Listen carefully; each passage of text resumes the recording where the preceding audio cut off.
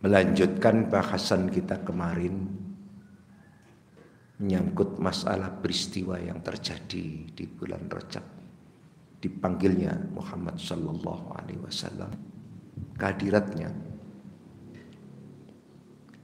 yang disebut dengan peristiwa Isra dan Mi'raj. Sebentar lagi kita masuk di bulan Sya'ban, ada peristiwa lagi di mana Muhammad didatangi malaikat Jibril. Kalau sekarang Muhammad diambil oleh Jibril, kalau di Sya'ban Muhammad didatangi oleh Jibril. Masuk di bulan berikutnya Ramadan, turunlah Al-Quran dengan Lailatul Qadarnya. 3 peristiwa berturut-turut, itu sebabnya tadi imam kita berdoa, barik lana fi Rajab wa Sya'bana wa ballighna Ramadhana, karena menyangkut dengan 3 peristiwa ini. Melanjutkan pembahasan kita Isra dan Mi'raj. Apa iktibar yang kita bisa ambil petik? Muhammad saat itu mengalami kondisi stres berat yang diistilahkan dalam tarikh sejarah disebut dengan Amul Huzn, tahun berduka. Muhammad ditinggal keluarga, utamanya istri, pamannya, neneknya, sahabat-sahabat yang akrab dan yang membela beliau meninggal. Jadi Nabi Muhammad cuma sendirian dan susah. Ini sebagai lambang, kalaupun kita mengalami problem-problem, itu solusinya ala bidzikri la tatmainnul qulub, kata Allah. Dengan kamu zikir kepada Allah akan terselesaikan semua. Apa itu zikir? Secara lafziyah zikir itu la ilaha illallah, tapi maknawiyan zikir itu menyambungkan hati dengan Allah. Dan bagaimana tidak, Pak? Kita diberikan tenaga Tuhan di dalam batin kita. Tuhan menyiapkan tenaga besarnya. Kata Allah, sambungkan kekuatanku yang di batinmu yang kecil itu kepadaku, nanti akan aku tambah dan aku besarkan kekuatannya. Pakai apa butuhmu. Itulah zikir. Maka Allah katakan ala bi dzikrillah tatmainnul, kalau kamu sudah zikir sambungkan dengan Allah, tatmainnul qulub, kamu akan damai karena semuanya akan berjalan dengan bagus. Nah, ini kadang-kadang dicampur tangankan dengan pikiran-pikiran pola manusia. Wah, mana mungkin, mustahil, Anda ilmiah, tidak masuk akal. Lu kalau sudah zikir dan tawakal kepada Allah, settingan Tuhan yang bergerak. Pengertian ini harus kita miliki, sebab kalau tidak tabrakan, Pak. Zikir-zikir nyata nikah oleh lah, ini sudah celaka kalau sudah begitu. Jangan. Bapallahi mal abdi madon, Nabi Allah itu akan bersamaan apa yang kamu yakini. Kalau yakin kita setengah-setengah, Allah pun juga setengah-setengah. Jadi kalau yakin betul, insya Allah semuanya jalan. Iya. Saya berjalan dalam pola kehidupan ini semuanya didasarkan faktor yakin. Berjalan lancar semuanya, tidak ada barang repot. Karena yakin itu yang menyambungkan energi Tuhan pada diri kita. Yakin. Untuk menanamkan seperti itu, hatinya harus direvisi. Maka Muhammad dibawa ke sumur Zam-Zam sampai 3 kali. Saat waktu kecil, masa transisi balik, dan saat akan start berangkat. Itulah sebabnya kenapa inti dari seluruh ibadah, intinya adalah istighfar. Sholat intinya istighfar. Puasa intinya istighfar, haji intinya istighfar. Ya. Jiwa istighfar dengan zakat fitrah, harta diistighfar sucikan dengan zakat mal. Semuanya intinya mensucikan batin. Itu lambang yang kita bisa ambil. Kenapa? Itulah sebabnya kenapa ada ayat mengatakan wa ma ja'alna ru'ya, tiada kau ciptakan mimpi Berarti Isra Mi'raj itu mimpi? Bukan. Sebab di Isra 1 mengatakan bi'abdi, hamba, wujud. Satu mengatakan mimpi, satu mengatakan jasad. Mana yang benar? Dua-duanya benar. Jasad berangkat, teknik kontaknya dengan Tuhan seperti mimpi. Bapak nggak bisa dohir ini melihat dan kontak dengan Allah.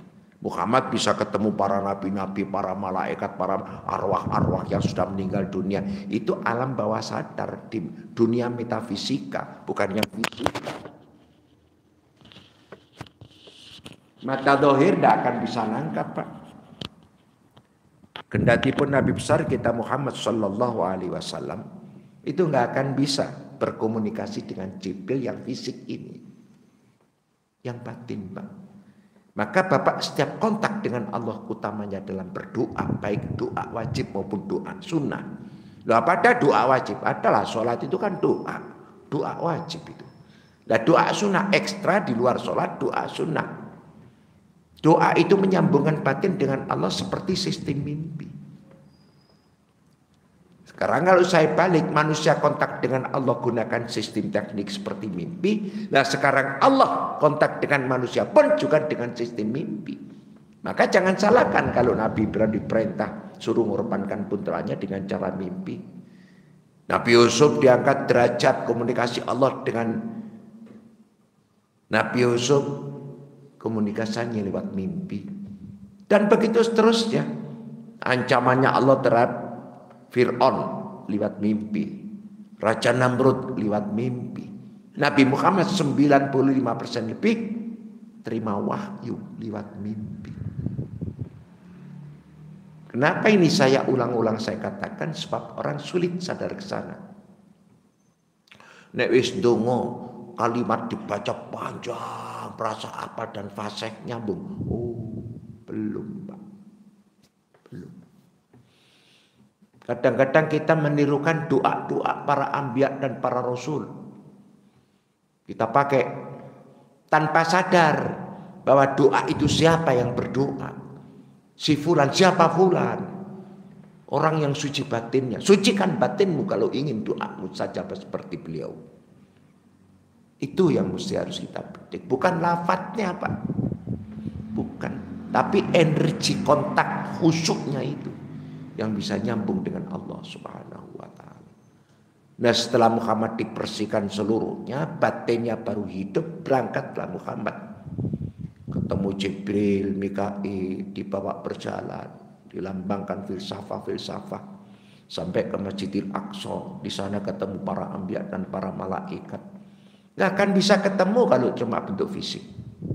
Tapi batin, sistemnya seperti mimpi. Bapak kalau mimpi gimana sih? Tadi malam mimpi ketemu bapaknya yang sudah meninggal dunia. Ya bisanya ketemu ya dengan roh alam bawah sadar itu. Bapak setelah sadar nggak akan bisa ketemu lagi. Contoh seperti itu. Nah itu harus disadari, Pak. Maka setiap kontak dengan Allah itu batin kita yang kita hidupkan. Bukan fisiknya, bukan lafaz-lafaz mutlaknya. Tidak, tapi itu menunjang. Setelah Muhammad bertemu pertama kali ketemu siapa? Nabi Adam. Ada lambang apa ditemukan dengan Adam?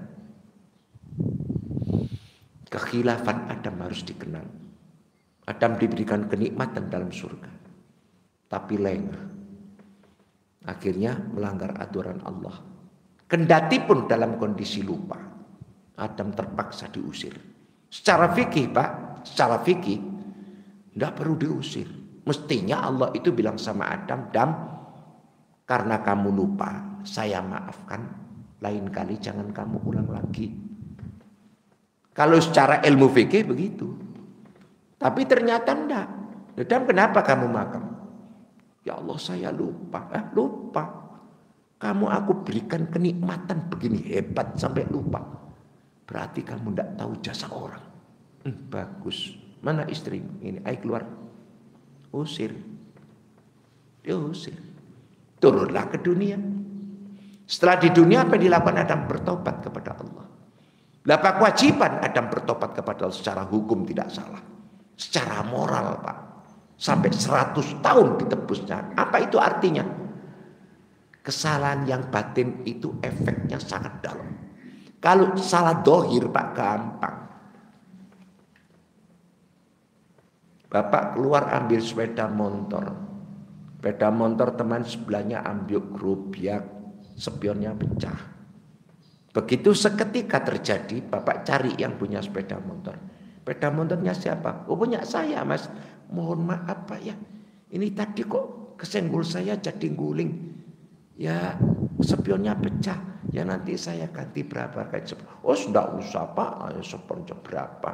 Oh, enggak sengaja, enggak apa-apa. Selesai. Tapi beda lagi. Begitu sepeda motor kesenggol jatuh, spionnya pecah, ada yang tahu. Tapi dia pura-pura bergaya yang menggulingkan, merasa tidak menggulingkan begitu. Tahu-tahu pergi. Begitu setelah pergi, yang punya sepeda motor kaget. Loh, kok guling pecah? Siapa yang gulingkan? Ada yang ngomong. Itu si Fulan yang gulingkan. Duh, gulingkan kok diam-diam aja. Ya nggak tahu. Oh, bagus. Ya sudah. Terkesanlah. Terkesan apa? Terkesan jadi tidak enak. Oh, kurang ajar ini. Lain waktu dikasih tahu sama yang tahu peristiwa itu. Mas, sampean kemarin gulingkan itu yang punya tahu loh kalau yang gulingkan sampean. Sampean kok diem aja. Oh iya. Akhirnya baru minta maaf. Sudah 2 hari. Apa yang terjadi? Yang bersangkutan tergores hatinya. Macam apa manusia kamu? Dia minta maaf. Bibirnya mengatakan, oh ya enggak apa-apa. Tapi batinnya terkesan. Sulit menghilangkan seperti ini. Minta maaf berapa kali pun sulit akan hilang. 10 kali pun tetap masih terkesan. Anak kurang ajar. Allah lebih sensitif daripada itu. Itu sebabnya Adam sampai 100 tahun bertobat kepada Allah. Bahkan Nabi Daud dibelain sampai mati, Pak. Bertobat kepada Allah sampai mati. Padahal tidak salah, hanya moral. Kalau Adam melakukan dalam bentuk salah, cuman lupa. Kalau Nabi Daud tidak melakukan salah. Hanya menyinggung aja perasaan, tidak salah. Tidak etik. Itu aja dibelain sampai mati. Lebih notok lagi, segalanya serba sukses, dibelain tobat kaki sampai bengkak. Siapa? Muhammad sallallahu alaihi wasallam. Kakinya sampai bengkak. Lah Muhammad salah apa? Tidak ada salah. Tobat moral, Pak. Apa itu tobat moral? Muhammad merasa diberikan kenikmatan luar biasa, tapi nggak bisa mengembalikan budi sedikit pun kepada Allah. Maka jangan heran kalau ada orang memberi sesuatu kepada si Fulan. Si Fulan jawabnya apa? Waduh, terima kasih dan mohon maaf. Mudah-mudahan Allah yang membalas. Mohon maaf itu apa salahnya? Oh, dikasih kok malah mohon maaf. Mohon maaf karena tidak bisa membalas budi. Sama. Segitu-gitunya, Pak. Untuk menciptakan kebersihan batin. Agar energinya tetap tinggi. Akhirnya Muhammad ditemukan lagi. Setelah Nabi Adam siapa? Nabi Zakaria sama Yahya. Siapa Zakaria? Ya. Faktor doa. Setelah batin dibersihkan, doa mustajabah ditamsilkan seperti Zakaria dan Yahya. Siapa Yahya ini? Lahir karena doa langsung ijabah dari Allah. Seketika Nabi Zakaria berdoa, hunalika da'a Zakaria rabbah, Rabbi habli min ladunka dzurriyyatan thayyibah innaka antas samiul du'a. Langsung fanadatul malaikah wa huwa qa'imun yusalli fil mihrab. Malaikat langsung turun. Tidak ada Pak doa seperti itu. Setelah batin itu suci ditamsilkan, doa pasti mustajabah seperti ini. Nah, untuk mencapai kesuksesan Muhammad ditemukan juga pada siapa? Nabi Musa. Siapa Musa yang penuh dengan tantangan? Sadari bahwa hidup itu banyak tantangan. Tidak ada hidup itu mulus, pasti ada tantangan. Siapa yang sukses? Wa basyiris sabirin, orang yang sabar. Walanabluwannakum bisyai'in minal khaufi wal ju'i wa naqsin minal amwali wal anfusi wat thamarat wa basyiris sabirin. Hidup ini diuji oleh Allah. Kesulitan ekonomi, terancam kesehatan bahkan sampai kematian, kegagalan rencana, kebangkrutan usaha, diuji semuanya oleh Allah. Siapa yang sukses? Wabasyiris sabirin. Beri kabar gembira, dia yang sukses, orang yang sabar. Doa apa hubungannya kok jadi sabar?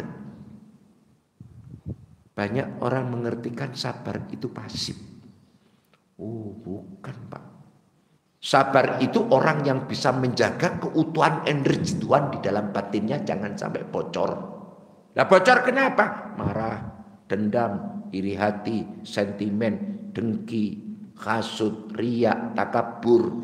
Ini yang menjadikan bocor. Bisa enggak Bapak mengendalikan nafsu seperti itu? Berat, Pak. Berat. Kalau sampai Bapak kena penyakit salah satu yang saya sebut 9 ini, bocor, Pak. Setiap kali Bapak sholat, baca Quran, puasa, ini kan nambah energi. Belum sampai tambah banyak, bocor terus. Siapa yang beruntung? Yang sabar. Tidak dengki, tidak iri hati, tidak sentimen, dan lain sebagainya. Itulah orang yang sabar. Wabasyiris sabirin. Setelah itu semuanya siap menghadap kepada Allah, ditanya oleh Allah, ya Allah Muhammad, hasilnya kamu keliling dengan Jibril dan Mikail. Ya Allah, tidak ada yang kuasa di alam jagat kecuali kau. Sudah yakin kamu? Sudah mantap? Sudah percaya? Sudah, bagus. Kalau kamu sudah percaya aku yang kuasa, apa mau? Ya Rob, hidup itu berat. Hidup itu bersaing. Hidup itu keras. Hidup itu pembunuhan. Karena sulit seperti itu, tolonglah kami dan umatmu ini. Jadi sekarang kamu sadar kamu butuh minta tolong sama saya. Iya ya Allah, saya sadar. Karena kau yang maha kuasa. Ngerti kamu caranya bagaimana aku minta. Kau minta tolong padaku. Tidak ngerti ya Allah. Nih, aku kasih. Ini cara untuk supaya kamu bisa doamu aku terima. Nih, dikasih oleh Allah wujudnya namanya sembahyang. Sembahyang diberikan oleh Allah kepada Muhammad untuk menolong. Karena Muhammad butuh. Maka kita sebagai umat Muhammad lakukan itu merasa kita butuh dan minta tolong dengan Allah. Maka jangan sekali-kali merasa diperintah. Masa butuh. Ini tadi hampir saya tidak berangkat. Semalaman tidak bisa tidur. Tidak mikir, tidak sakit, tidak capek, malah nganggur. Semalam tidak bisa tidur. Kata istri yang istirahat aja dulu, nggak usah berangkat. Ngejar pahala, ngaji sulit. Ngaji itu pahalanya khairum min ayyusalliya alfa raka'atin tatawuan. Maka dengan sibuk kayak apapun juga sempatkan ngaji. Wis mbuh ambek sendepel ngantuk. Karena pahalanya, Pak. Pahalanya, Pak, berat. Bayangkan, lebih bagus daripada tahajud 1000 rakaat, Pak. Saya gini duduk di kursi, tapi rasanya melayang-layang gitu. Ya sudahlah. Bismillah. Ya. Jadi merasa kita butuh. Berangkat, Pak. Dan saya lakukan seperti ini cuma sekali 2 kali ini. Sudah puluhan tahun, Pak. Ya macam begini. Ento juga sihat-sihat aja, tidak ada masalah. Nanti kita petiknya setelah kita di hadapan Allah. Sangat rugi, Pak. Sangat-sangat rugi. Akhirnya berangkatlah, saya berangkat. Bismillah, sudah. Ya. Lah kenapa tidak bisa tidur? Ya mungkin faktor usia. Orang banyak yang alami seusia saya memang suka-suka kadang-kadang tidak bisa tidur. Kadang tidak mau makan, susah makan, jadi kayak anak kecil. Kadang-kadang apa Pak? Susah. Sebabnya tidak ada. Saya pernah susah itu 3 hari 3 malam. Sudah saya tangiskan maksimal, saya tutup bantal, saya nangis pol. Katanya disuruh dilampiaskan. sudah nangis. Ya nangis, ya tetap aja. Sumpah. Pengen nanggini anak Jakarta berangkat sekarang juga Jakarta. Ono ya sumpah. Yo kayak iso turu. 3 hari 3 malam. Akhirnya hilang sendiri. Saya berangkat ke dokter urusan jiwa. Dok, saya ngalami begini. Oh, itu proses kehidupan biasa. Usia-usia transisi masa baca begini sering terjadi begitu. Sulit tidur, sulit makan, gelisah, pikiran tidak tenang, susah. Itu memang suka begitu. Oh ya sudah. Ya kita sadari. Jadi kembali syariat agama diberikan kepada manusia itu untuk mengangkat harkat manusia. Maka lakukan itu merasa kita ditolong. Jangan merasa diperintah, Pak. Sebab perasaan ini sudah menentukan, Pak. Dari perasaannya sudah menentukan. Panjenengan di rumah,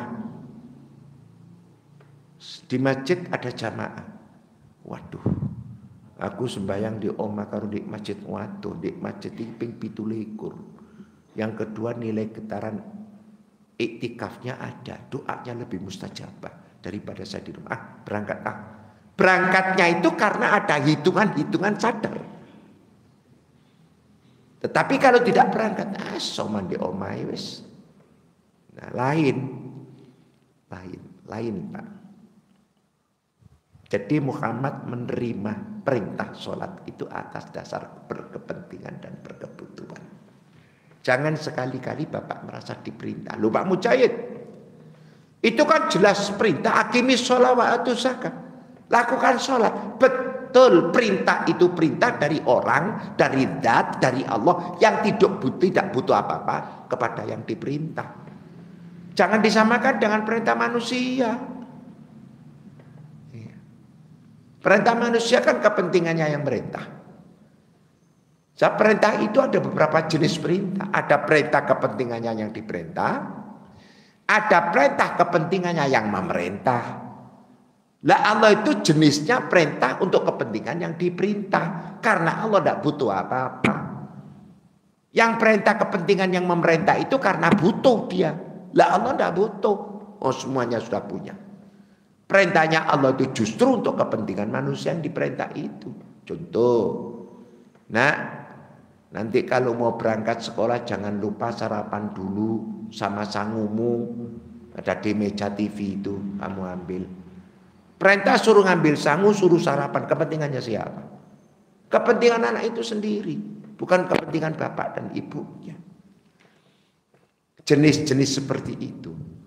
Maka semua syariat agama yang kita lakukan, apapun wujudnya, apa puasa, apa sembahyang, apa zakat, itu kepentingan kita, Pak. Kadang zakat dikeluarkan eman-eman. Ya kalau uang kecil saya zakatnya kecil. Lah kalau sekarang uang 100 miliar, zakatnya 2,5 miliar, Pak. Ngetok 2,5 miliar buka abot-abotan. Tapi sadari bahwa dengan begitu uangmu nanti akan diberkahkan oleh Allah. Dengan kamu iman justru kamu akan dicekik oleh Allah. Keluarkan itu. Nah, kalau kita tidak punya kesadaran kan. Nah, disinilah fungsi sabar itu. Bisa mengimbangi antara mana yang harus kita lakukan dan mana yang harus kita hemat. Ya, contoh-contoh seperti itu. Jadi inti singkat saja daripada Isra dan Mi'raj, Muhammad menerima perintah sholat itu karena merasa berkebutuhan dan berkepentingan. Yang kedua, Muhammad di Isra Mi'rajkan itu supaya melakukan itu bisa bagus, ditata imannya dengan baik. Maka Isra Mi'raj itu tujuannya untuk menanamkan fondasi keimanan. Linuriyahu min ayatina, kami tunjukkan kekuasaan kami di Muhammad. Hatta yatabayyana lahum, sampai hatinya yakin betul. Jadi nata iman, setelah iman tertata dengan bagus, baru sholat dikasihkan. Maka lakukan sholat didorong oleh energi iman. Apa itu? Merasa butuh dan berkepentingan dengan Allah. Apa saja Pak? Apa saja. Tidak usah jauh-jauh. Tanduran Pak, tanduran. wit-witan tanduran, katakanlah kembang, katakanlah tanduran lombok, wis tanduran lombok. Disayang, dilus-lus, diwacana Fatihah. Segera merinding kalau melihat ini. Masya Allah, sakmene. Sampai tanduran itu bisa dienergi, positif, bisa bergerak. Allahu Akbar. Jangankan manusia, jangankan Allah, sesama makhluk bisa nyambung seperti itu. Lama tidak diperhatikan, ya laju. Bukan faktor disiram dan tidaknya. Itu saya buktikan sendiri. Sampai segitu-gitunya. Maka kalau penjenengan dahar sebelum makan berdoa, yang kita doain itu memiliki energi aura yang positif. Masuk di diri penjenengan. Fisik kita akan mengeluarkan aura positif. Di saat kita kontak dengan Allah, cepat direct dengan Tuhan. Kenapa air Zam-Zam? Saya setiap minum itu tidak lepas dari baca Fatihah. Ini tadi kenapa tidak minum? Karena di rumah sudah minum. Ya, saya tidak boleh dalam jarak dekat minum terlalu banyak. Jantungnya jadi berat. Cukup sekali 600 mili. Nanti jarak berapa? Saat 2 jam lagi oke. 600 mili. Kalau dikonter terus jantungnya yang kasihan. Ya. Itu selalu saya bacakan Fatihah. Dijiwai betul Bismillahirrahmanirrahim. Energi Asmaul Husna kena, dilambangkan Rahman dan Rahim. Alhamdulillahirabbil alamin. Kau zat yang terpuji ya Allah, Kau yang mengasuh alam jagat. Alhamdu Rabbul alamin. Ar-Rahman Ar-Rahim. Terus dijiwai kasih sayangmu aku minta ya Allah. Maliki yaumiddin, Kau maha kuasa, kekuasaanmu aku butuh ya Allah. Ya kena butuh wa ya karena aku sujud dan aku minta tolong ya Allah. Ihdinas siratal mustaqim, berikanlah petunjuk jalan orang-orang yang sukses itu ya Allah. Tolong saya diberikan seperti itu, yang selamat, yang rezekinya banyak, yang badannya sehat, yang rumah tangganya dahsyat, anak-anaknya jadi semuanya. Berikan seperti itu. Siratal ladzina an'amta 'alaihim, seperti orang-orang yang hidup bahagia. Ghairil maghdubi 'alaihim waladdallin, bukan golongan orang yang Kau kutuk dan Kau murkai. Jangan ya Allah, amin. Pasti Kau terima. Positif Pak. Jiwai betul, minum secara pelan-pelan. Just stop.